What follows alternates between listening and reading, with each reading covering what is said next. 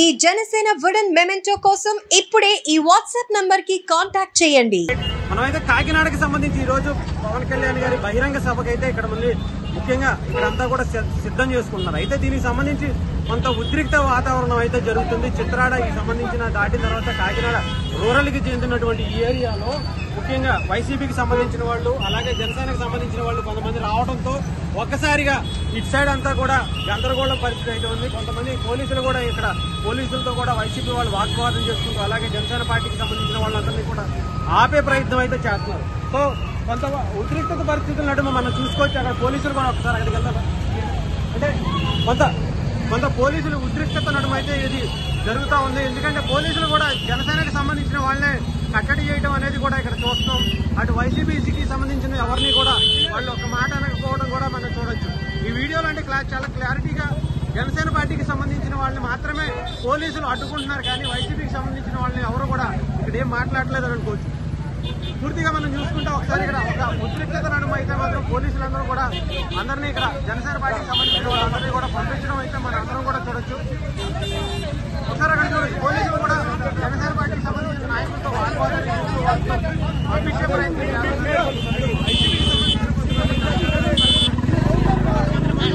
ప్రయత్నం అయితే చేయట్లేదు. చాలా క్లారిటీగా కనిపిస్తున్న వాస్తవం.